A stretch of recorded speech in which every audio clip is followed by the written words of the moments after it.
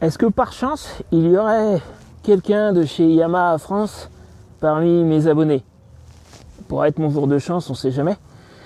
Parce que je vais avoir besoin de 2 documents très difficiles à se procurer, voire un, je pense que si j'écris moi-même tout seul à Yamaha France, j'y arriverai jamais, qui concernent tous les deux ma vieille compagne là.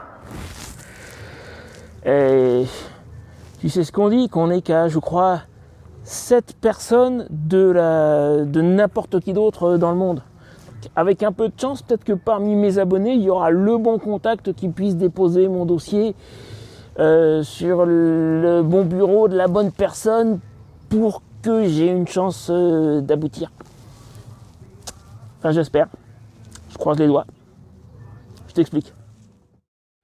Chez nous, en France, ça n'est pas totalement impossible de modifier un véhicule, et notamment une moto, en lui apportant des caractéristiques que le véhicule n'avait pas à l'origine, mais ça peut s'avérer assez compliqué.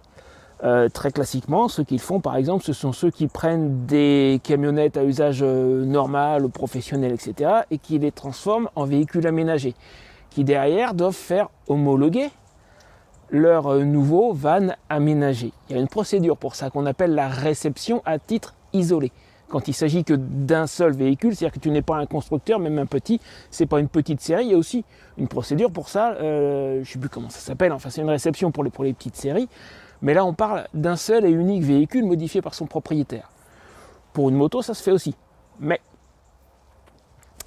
ça se corse à un endroit particulier. Déjà la procédure en soi est assez velue, il faut beaucoup de pièces. Et à une de ces pièces, comme je disais tout à l'heure, si c'est moi qui la demande, je pense que je vais être ignoré et ma demande va être examinée par un petit employé de base qui n'en a rien à faire, qui ne me connaît pas, qui s'en tape. Il faut l'accord du constructeur de la moto. C'est-à-dire que moi, si je veux faire subir une modification à fond le vent, on ne va pas dire quelle modification, mais ceux qui suivent la chaîne depuis un certain temps doivent savoir de quoi je parle. C'est pas la peine de me le demander, je vais te le faire à l'américaine. Si tu me mets dans les commentaires de quelle modification il s'agit, je te réponds tout de suite que je ne peux ni confirmer ni infirmer, voilà.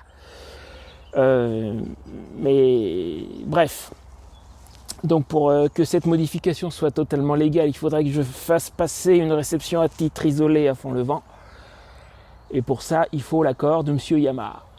Et donc moi, si j'écris à Yamaha, j'aurai probablement jamais de réponse. Tandis que si par chance, par l'intermédiaire de ma chaîne YouTube, il y a quelqu'un de chez Yamaha qui me regarde et qui me contacte, ce quelqu'un pouvant, comme je disais tout à l'heure, mettre ma demande sur le bon bureau de la bonne personne, j'aurai beaucoup plus de chances que ça marche. Et si j'ai pas cette pièce, la modification en question ne pourra... Enfin, disons que je n'aurai aucune traction, si tu vois ce que je veux dire. J'arriverai pas à passer la réception à titre isolé. Si j'ai pas l'accord du constructeur, mon dossier est incomplet. C'est pas la peine que je soumette mon dossier de RTI parce que s'il n'est pas complet, en aucun cas ça ne pourra marcher. Donc il me faut l'accord de Yamaha, il me faut cette pièce signée de chez eux, disant que oui, la modification est valable et ils sont d'accord, etc. Et si je l'ai pas, je continuerai à faire ce que je fais depuis, voilà, mais si tu veux, pour assurer mes arrières, pour être 100% tranquille, même si je ne reviens pas sur ce que j'ai pu dire par le passé. Mais en cas de pépin, ça serait mieux quand même d'avoir la RTI et les papiers et la preuve avec moi. Si je peux pas le faire, tant pis, je continue comme je faisais avant, parce que de toute façon, c'est ma vie, c'est, voilà. Elle est comme ça, j'ai déjà expliqué sur la chaîne mes objectifs depuis des années, un certain objectif qui est en cours de réalisation chez un certain ami. De toute façon, ça va se faire. Mais si je peux lui faire passer une RTI, c'est mieux. Voilà, ça c'est la première chose. Et le deuxième document, alors là, peut-être pas impossible à se procurer, mais compliqué, parce que c'est une vieille moto, elle a 25 ans. Donc pour rappel, et là, ça va être important que je précise bien. Donc en le vent, c'est une Yamaha Royal Star, la XVZ 1300 de 2000 précisément. Et si besoin, je fournirai le numéro de série, etc. Si quelqu'un de chez Yamaha me contacte et qu'il a besoin de plus de détails pour identifier le modèle vraiment exact, Pour des questions de maintenance et notamment une très grosse opération de maintenance qu'on va faire avec Bertrand quand je repasserai chez lui, ça devrait être en avril. J'aimerais avoir, et c'est Bertrand qui m'en a parlé et il a raison, la RTA, la revue technique d'atelier. Parce que dedans, il y a tous les détails spécifiques à la machine, notamment je pense au couple de serrage, des choses comme ça. Alors, est-ce qu'il en existe une version numérique que je pourrais télécharger? Ça serait l'idéal. Et sinon, est-ce qu'on peut localiser quelque part? Ou peut-être même à la limite pas chez Yamaha, mais chez quelqu'un qui aurait un garage moto et qui en aurait une copie? Je sais pas, mais je voudrais trouver vraiment, et encore une fois c'est Bertrand qui me l'a demandé, mais il a raison, il faudrait mettre la main sur la revue technique d'atelier de ce modèle spécifiquement. Donc je récapitule. Je cherche à obtenir 2 documents et le meilleur moyen de les obtenir c'est directement chez Monsieur Yamaha. Celui nécessaire pour la réception à titre isolé. Et je discuterai en privé avec si quelqu'un de chez Yamaha me contacte de la modification en question, de comment elle a été faite, etc. Je lui donnerai tous les détails évidemment.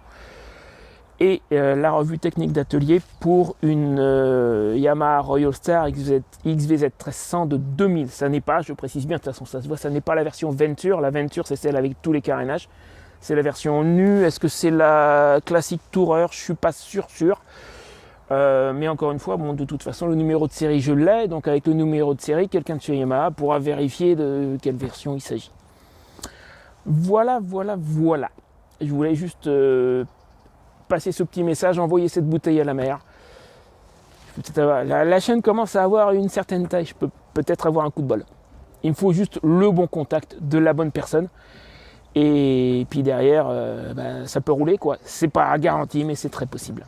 Voilà. Allez, à mardi. Je suis en train de te concocter une vidéo très spéciale.